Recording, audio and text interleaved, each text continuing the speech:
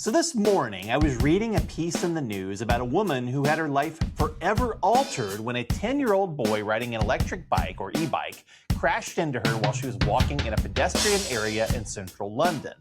Not across a bike lane, not across a street, but along a wide sidewalk. And you can actually watch the video of the incident captured through a closed-circuit camera nearby, though, trigger warning, it is absolutely awful to watch a 60-something woman get knocked to the ground. Now, I've been schwinned by a regular bike before back in my college days, and it's not a fun experience to get hit by someone going 10 miles per hour. You can really get hurt, and both cyclists and pedestrians can require medical attention in those situations.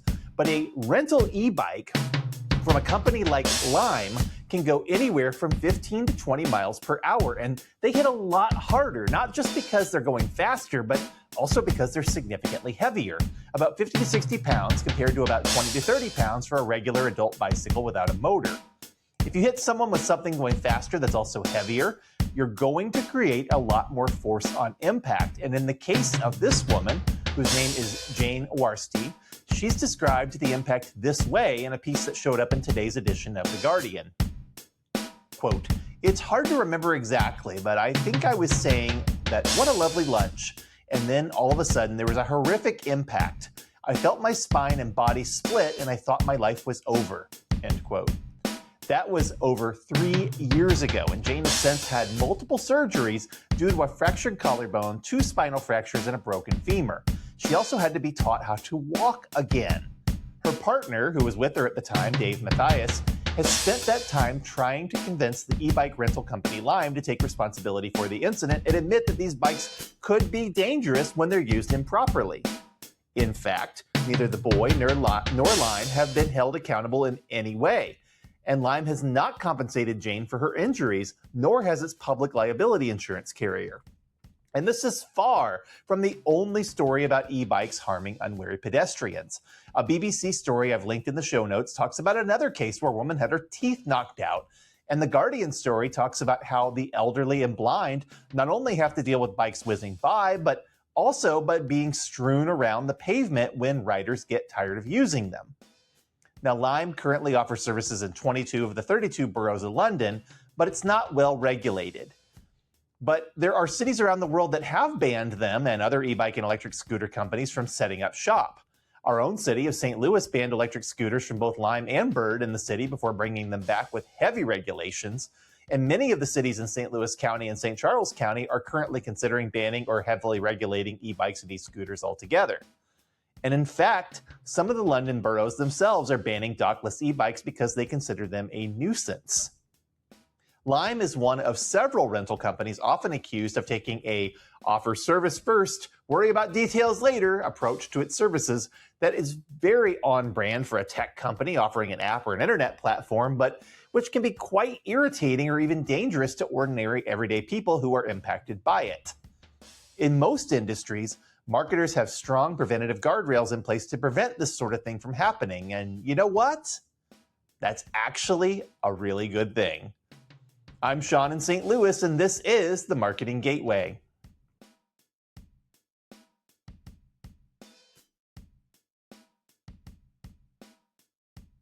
When I was a baby in the 1980s, my parents' family car was a Ford Pinto, and it's not hard to understand why. It was priced very affordably at the time and gave them an opportunity to own a newer car that they might have otherwise been unable to afford. But it made my grandparents and relatives very nervous to know my parents were driving me around in it because the Ford Pinto was a pretty legendarily notorious car at the time for a design defect that placed the gas tank too close to the bumper, resulting in several rear-end collisions turning into full-on infernos.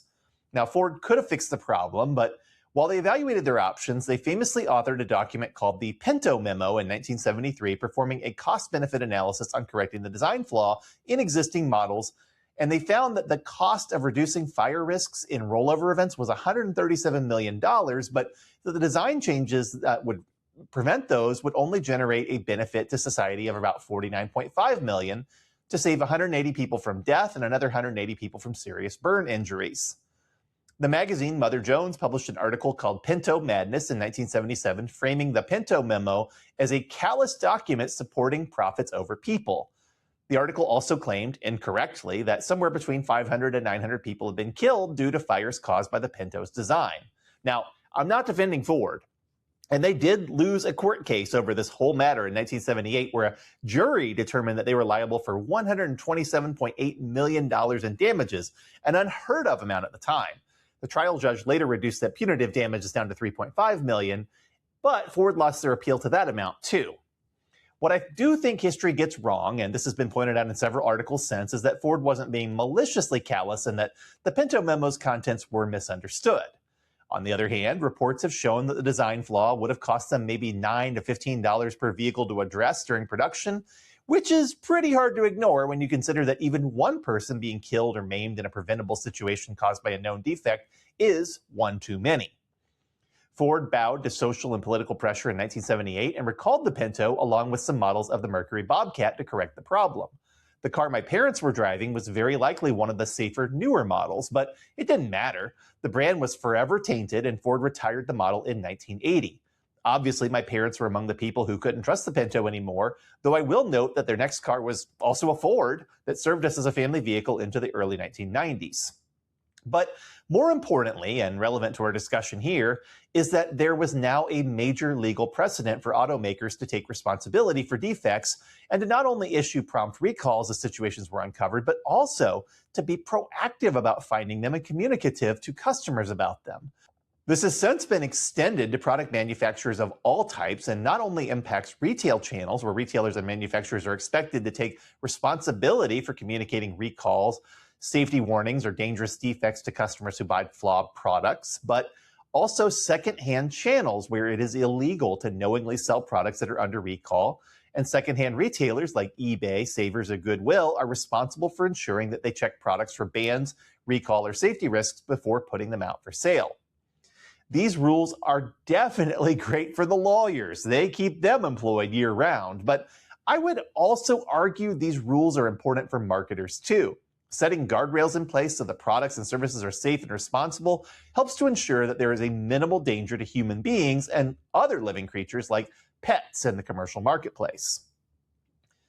Consumers are free to assume that the food they buy, the clothes they wear, the appliances they rely on, the vehicles they drive, and the electronics they enjoy are all rigorously tested and comply with safety standards and regulations. And marketers are free to assume that their job of making the product or service desirable so that sales can happen more easily and with a stronger degree of confidence is a possibility. There's less need to pull products from sale, to try to do damage control to save a flawed brand, or to bring in the PR experts to try to shift the discussion away from bad corporate behavior.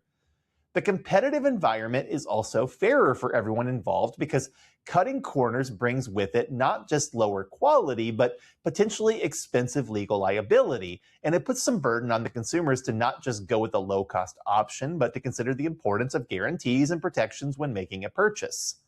In a world where there are rules, everyone wins. And the fun and excitement of talking about a product, service, or brand isn't marred by tragedy and controversy. Well, of course, we all know that corners still get cut, and tech companies are, quite honestly, some of the worst offenders due to their philosophy of move fast and break things, which is very much at odds with the traditional manufacturing and production philosophies of near perfect consistency. So let's look at a few recent situations where the lack of guardrails has been harmful to the companies involved. One example is Fisker Group, an electronic vehicle company that went out of business in 2024 after briefly being listed on the New York Stock Exchange starting in 2020. Fisker wowed the investment community with big promises and partnerships and even planned a line of mass market vehicles called the Fisker Ocean, Pear, Ronin, and Alaska, all of which were believed to be firm challengers to Tesla's lineup of electric cars. The Fisker Ocean was highly hyped and started shipping in 2023, but reviews weren't great and early adopters were complaining about the car's software. But Fisker was particularly harmed by a review from the YouTube channel Autofocus by Marquez Brownlee that was titled, "This is the worst car I've ever reviewed." Ouch! Fisker wound up in bankruptcy in 2024 and is no longer a company today. Last year, a private baby formula company called ByHeart recalled all of its infant formula products. ByHeart is no fly-by-night. They're carried in Target, Walmart, Whole Foods, Wegmans, and Publix, among other stores. But in November of last year, reports of infants fed with the formula developing cases of botulism started to surface.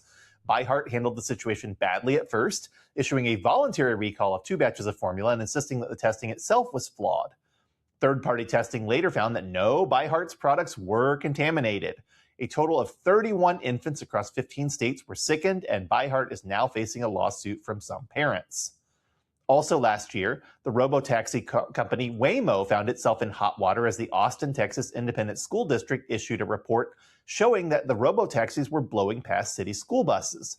They tried to contact Waymo and settle the matter privately, but all Waymo did was supposedly issue a software patch, one that didn't fix the problem, which prompted the Austin ISD to release videos to the public. This brought a lot of scrutiny on Waymo, causing it to suspend service in San Francisco when a blackout revealed that the cars didn't know how to operate properly at knocked-out stoplights. And there are many anecdotal stories of Waymo passengers observing the cars driving curiously or pedestrians fearing the cars might hit them. There are also 2 known crashes that have led to fatalities. Waymo touts its stellar safety record and says that its cars are in 88% fewer crashes with serious injuries than those with human drivers, but experts often say these data are misleading and don't reflect known cases documented by third parties. And while there's a story in today's news about how a Waymo vehicle in San Mateo delivered 2 delinquent, inebriated 15-year-old vandals to the police instead of their intended destination when the passengers decided to shoot Orbeez beads at people that they passed by, people online are already questioning the details and wondering if this is a marketing stunt intended to win public support rather than an actual news story. Because when you have a lousy record of caring for the people around you, as Waymo does, insisting that a product can then determine a customer's guilt or innocence when it's in use doesn't sound like such a great deal. In fact, Waymo's marketing should probably be less about punitive police actions towards teens who are bound to wind up in police custody anyway, and more about how they're working to ensure that their rides are safe for everyone involved. And this brings me back to Lime, the electric bike rental company that allowed a rogue rider to turn a poor London lady's pleasant afternoon into years of pain.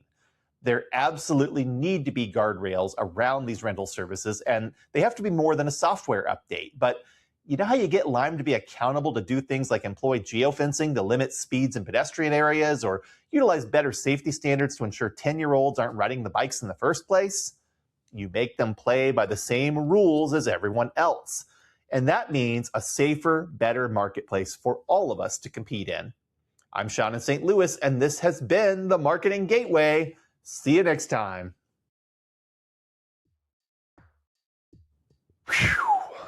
It's going to be a hot summer, folks, and this month's plug is to help out those who are struggling to beat the heat with indoor air conditioning, either because they can't afford to buy an AC or they can't afford the energy costs of running one. So I'm going to encourage you to donate to a group called Heat Up St. Louis to help them.